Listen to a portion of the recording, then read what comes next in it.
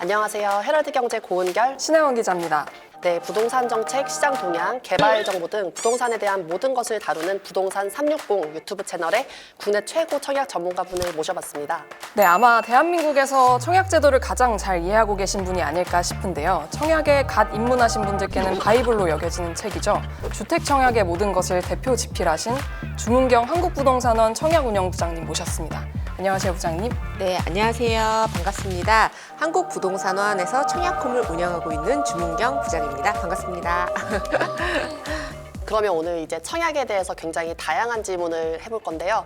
요새 가장 관심이 많은 그 신생아 특공이 등장했죠. 그리고 이제 다자녀 기준 완화 이런 내용도 있는데 새해 가장 좀 크게 달라진 청약 제도가 어떤 건지 소개해 주시면 감사하겠습니다. 네, 저희가 이제 주택 공급에 관한 규칙 그리고 공공주택 특별법 시행 규칙이 이제 크게 주택 청약하고 관계가 되어 있는 이제 주택 관련 법령이거든요. 근데 이 두 가지 법령이 오는 3월 말에 정말 대대적으로 이제 큰 방향이 바뀌면서 이제 개편이 돼요. 그래서 이게 이렇게 바뀌면은 이제 국민들이 체감하시기에 정말 많은 것들이 좀 달라지게 되거든요. 근데 좀 종류는 굉장히 다양하긴 한데 이제 크게 주목하실 만한 것들에 대해서 몇 가지 좀 제가 말씀을 드려볼게요.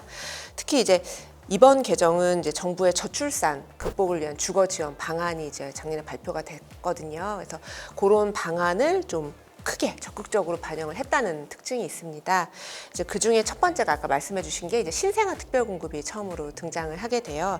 신생아 특별공급은 민영주택에는 없는 신유형입니다. 이제 공공주택에만 등장을 하게 되는 유형이고요. 이 특별공급의 이름에서도 딱 들으시면 직관적으로 아실 수 있겠지만은 그 공고일 현재 2세 이하의 이제 자녀가 있던가 당연히 그러면 이제 태아도 임신한 경우도 이제 해당이 되겠죠. 그래서 그런 이제 아이가 있거나 임신 중인 가구 그리고 이제 소득하고 자산 기준이 있어요. 공공주택은 그래서 그 자산 기준을 충족하는 무주택 세대 구성원이라면 누구나 신청이 가능한 그런 유형이 새로 등장을 하게 됩니다. 신생아 특별공급은 배점이 있고요. 이 배점표에 이제 체크를 하게 되어 있고 당연히 배점표에 배점이 높은 순서대로 먼저 당첨이 되게 되어 있어요. 근데 또 이제 배점이 낮다고 해서 낙담하실 필요는 없는 게 전체 물량의 10%는 무작위 추첨으로 또 당첨자를 선정하기 때문에 결론적으로는 우리 집에 신생아가 곧 태어난다 아니면 아이가 이미 있는데 2세 이하다 이런 가구들은 이제 공공주택의 신생아 특별공급에 이제 신청할 수 있는 자격이 되는 것이죠. 그리고 이제 두 번째는 다자녀 특별공급 이제 자녀 기준이 완화가 돼요. 본래 아시겠지만 이제 다자녀의 기준이 이제 몇 명 이상의 미성년 자녀일까요? 원래는 세 3명 명. 맞아요. 네. 3명 이상이 되는데 이제 요새 이제 주변에 지인들 보시면 아시겠지만 아이를 하나만 거의 낳죠. 예, 그래서 세 자녀가 사실은 이제 많지는 않아요. 그래서 이런 것들을 좀 현실적으로 반영을 하고 적극적으로 이제 두 자녀까지라도 좀 출산을 유인을 해보고자 하는 이제 정부의 의지가 느껴지는 그런 부분이고요.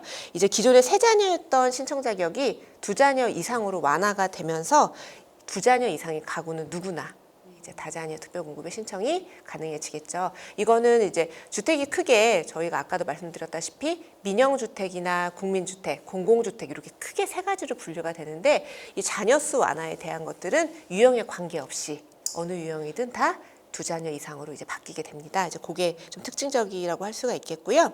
그리고 이제 세 번째는 아까는 제가 신생아 특별공급은 어디에만 있는 유형이다, 공공주택에만 있는 유형이다라고 말씀을 드렸는데, 그러면은 민영주택에는 없는 거냐? 신생아 특별공급이 민영에는 없어요. 대신에 민영주택에 이제 기존에 있던 특별공급 중에서 신혼부부 특별공급하고 생애지수 특별공급이 있습니다. 이 두 유형에 신생아 자녀 또는 이제 자녀를 임신한 그런 가구도 신생아 특별공급과 비슷하게 좀 당첨에 우선 혜택을 받을 수 있도록 신혼이랑 생애 최초 안에 조금 녹여냈어요. 그래서 당첨자 선정 방식이 조금 바뀝니다.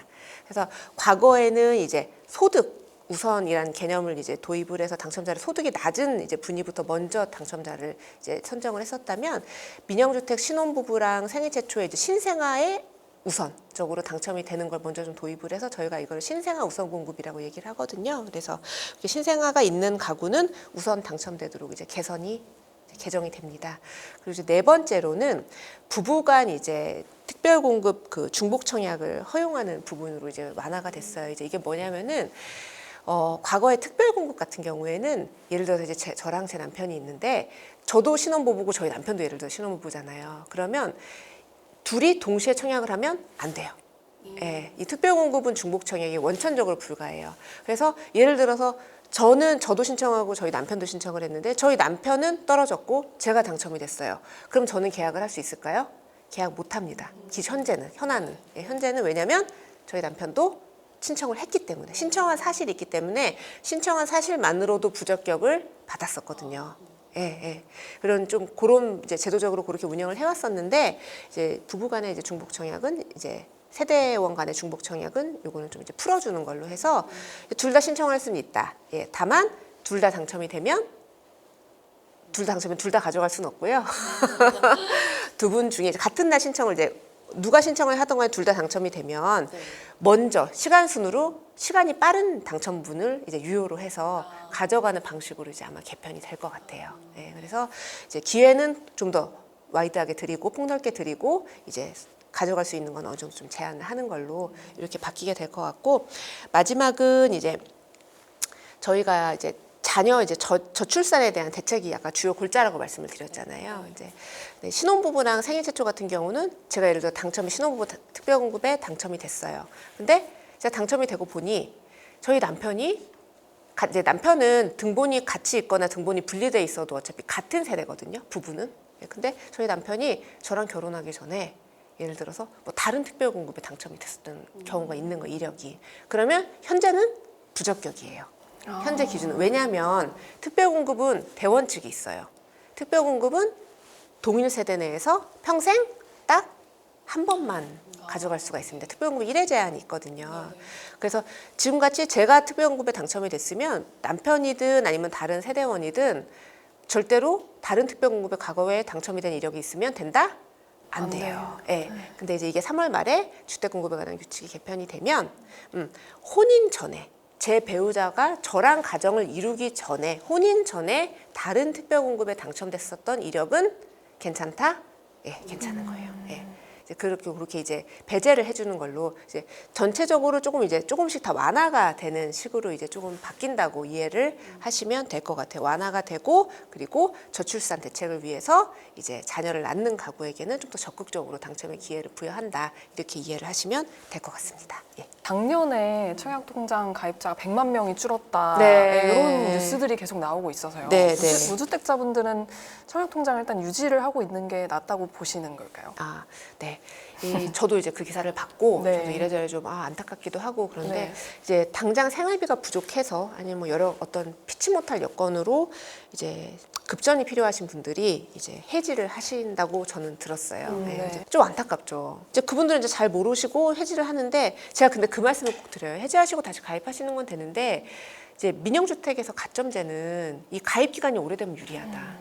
예, 그러니까 10만 원을 넣고 계시더라도 50만 원을 넣고 계시더라도 가입 기간이 오래되면 가점제 점수가 높아지는데 시간은 다시 돈으로 살 수 없잖아요. 네. 예, 그래서 이게 굳이 그렇게 피치 못할 게 아니면 그냥 갖고 계시는 게 어떻겠냐라고 그리고 특히 중요한 거는 앞으로 청약제도가 어떻게 바뀔지 또 모르기 때문에 네. 이게 본인한테 유리하게 또 바뀔 수도 있잖아요. 그럼 그때 되면 또 통장이 없는 게 또 아쉬울 수도 있고 그래서 현재 불리한 청약 조건 때문에 그냥 무조건 바꾸시는 거는 조금 다시 한번 재고해 주셨으면 좋겠고 최대한 길게 가져가는 게 현재로서는 좀 유리하다라고 말씀은 드리고 그리고 특히 아까 제가 이제 말씀을 안 드렸던 이제 올해 3월에 네. 대대적인 개편 중에 하나가 크게 또 뭐가 있냐면 여기서 또 말씀드리려고 제가 아껴놨는데 저희가 지금 청약 신청할 때 가점제 항목 중에 그 네. 통장 가입 기간 있다고 말씀드렸잖아요. 네. 통장 가입 기간은 현재는 본인 가입 기간이에요. 본인 통장 가입 기간만 해당이 되거든요. 네. 본인 통장 가입 기간만. 근데 3월 달에 개편이 되면 어떻게 바뀌냐면 배우자가 있는 분들은 배우자의 가입 기간도 점수의 최대 3점까지 산입을 시켜줘요. 그러면 제가 누군가의 배우자가 될 수 있는 거고 그죠? 네. 만약에 보통 이런 분들이 해지 많이 하세요. 부부가 둘 다 갖고 있어요. 그럼 우리 어차피 청약 하나만 할 건데 하나는 해지하고 그냥 그 필요한 데 쓰자 이렇게 네. 깨자 이렇게 말씀을 하시는데 3월 달부터는 배우자 가입 기간도 최대 3점까지 들어가기 때문에 예, 이게 17점 만점이거든요. 네. 예, 가점 중에 84점 만점에 통장 가입 기간 만점 17점이에요. 그럼 본인의 가입 기간이 조금 부족해도 3점까지는 배우자의 덕을 볼 수가 있다는 거거든요. 그래서 3점이면 크네요. 커요. 네. 네, 커요. 당락을 가를 수가 있기 네. 때문에 그래서 웬만하면 유지하시는 게 좋겠다. 이렇게. 네, 그리고 이제 또 궁금한 게 이제 작년부터 그 민영주택 네. 일반 공급이 추첨제가 확대됐는데 좀 구체적인 내용을 소개해 주시면 감사할 것 같습니다. 아, 네네네. 그 작년 4월 1일자로 아마 시행이 본격적으로 됐고요. 그 가점제가 작년 4월 이전까지는 아시겠지만 두 개 구조였어요. 가점제가 규모가 주택 규모 8호 이하, 전용 면적 8호 초과 이렇게 나눠서 가점제 비율이 이렇게 나눠졌거든요. 8호 이하는 과거에는 투기과열지구 내에서는 가점제로 100%를 뽑았어요. 그러니까 추첨은 아예 없었습니다. 그래서 가점, 왜냐하면 이 가점이라는 건 사실은 통장을 오래 가입한 기간, 얼마나 오랫동안 기다렸는지, 내가 현재 부양하고 있는 가족 수가 얼마나 많은지, 그리고 내가 무주택으로서 얼마나 오랫동안 기다려왔는지를 합산해서 점수로 내는 거거든요, 가점제는. 그렇기 때문에 투기과열지구 같이 인기가 많고 선호도가 있는 지역에서, 그리고 경쟁이 많다고 판단하는 지역, 그런 지역에서는 8호 이제 전용 면적 8호 이하는 보통 저희가 이제 30평대 규모라고 얘기를 하거든요. 그러니까 제일 선호가 높은 타입이에요. 8호 이하 같은 경우는 가점제로는 100%를 뽑은 거예요, 인기 지역에서는. 그러니까 추첨으로 당첨이 될 수 있는 확률을 아예 배제를 시켰던 거죠. 예, 정말 공정하게 가점으로만 당첨이 돼야 된다. 근데 작년 4월 1일 이후로 바뀌었어요. 어떻게 바뀌었냐면 이제 정부에서 이제 보기에 이 청년 계층들의 내 집 마련이 필요성이 좀 더 필요하다고 그렇게 생각이 되었던 것 같고, 그래서 이제 규모를 8호 이하, 8호 초과였던 두 가지 구조에서 세 가지 구조로 좀 세분화했습니다, 주택 규모를. 그래서 저희가 보통 소형이라고 구분을 하는 60 이하, 그리고 60 초과에서 8호 이하, 그리고 8호 초과 이렇게 세 개로 이제 나누어지게 되었고요. 60 이하는 저희가 보통 20평대라고 얘기를 하고요. 이제 전용 면적 5구 타입은 25평 정도 되거든요, 평으로 환산을 하면. 그래서 그 25평 같은 경우에 20평대는 이제 2030 청년 계층들한테는 좀 필요한 딱 적절한 규모기도 해서 그렇게 나누고, 투기과열지구라고 해도 작은 타입은 추첨제를 좀 많이 줘보자. 왜냐하면 생각해 보시면 가점제라는 거는 이 뭐 가입 기간도 그렇고 연차가 좀 필요하잖아요. 그러면 네. 연세가 좀 많은 분들이 가점이 높을 수밖에 없어요. 그래서 그렇게 작년 4월 1일에 일단 구조를 세 가지로 나누고, 60 이하의 소형에는 가점제를 40%밖에 안 뒀어요. 그리고 60%를 추첨으로 뽑아요. 그러니까 자금 여력이 되는, 이제 상한 능력이 되는 이제 2030 세대들은 네. 해볼만 하죠. 가점에서는 어차피 잘 안 될 테니까. 그렇지만 이제 추첨에서는 60%의 추첨 물량이 있으니까 기대를 해보는 거고, 그럼 6085는 이제 조금 30평대는 금액도 나갈 테고 규모가 있으니까 그거는 이제 그 70%로 가점제를 줄이고요. 30%를 추첨을 그래도 좀 줬습니다. 그리고 8호 초과는 이제 대신에 8호 초과는 중대형인데, 중대형은 가점으로 뽑아야죠. 아무래도 연세가 좀 많은 분들이 당첨이 돼야 되니, 가점 높은 분들. 그래서 8호 초과는 이제 그 가점제 비율을 80%, 추첨이 20% 정도. 이제 그런 식으로 비율 조정도 싹 됐고요. 이제 요 작년에 이제 바뀐 취지는 이제 청년 계층에 대한 주택 공급 확대, 주택 공급 마련의 기회를 좀 부여하고자 그렇게 좀 개정이 됐습니다. 그래서 뭐 예를 들어서 지금 뭐 규제 지역이 이제 서울 시내가 다 규제 지역은 아니잖아요. 네, 서울 네. 강남 3구랑 용산만 네. 지금 규제 지역이고, 이제 나머지 지역들은 서울도 이제 비규제로 다 완화가 됐잖아요. 그래서 서울 시내라고 해도 이제 그 강남 3구랑 용산이 아닌 이제 다른 지역에서의 경우는 가점제 비율이 더 떨어졌어요. 그래서 추첨자가 더 많아졌거든요. 이제 그런 지역은 한번 이제 추첨으로라도 한번 청약을 해보실 만한 거죠. 네. 오늘 정말 귀한 분 모시고 청약에 대해서 다양한 얘기 들어서 이제 모든 도전하시는 분들이 굉장히 도움이 많이 되셨을 것 같은데, 신 기자님 좀 어떠셨어요? 특히 저는 제가 이제 청약 초보여가지고요. 오늘 부장님한테 정말 많이 배운 것 같습니다. 아, 예. 청약 알림이. 아, 네, 네. 관심 지역은 네, 관심을 가지다 보면 반드시 또 집은 저희가 2년이 있어야지 그쵸, 내 그쵸. 거가 되거든요. 근데 2년도 관심이 있어야 돼요. 지속적으로, 예. 알림 신청하세요. 저도 굉장히 사심이 담긴 질문을 예. 많이 근데 드렸었어서 그런 게 실제적인 사실 질문이긴 해서 필요합니다. 네, 도움이 많이 됐던 것 네. 같습니다. 감사합니다. 네.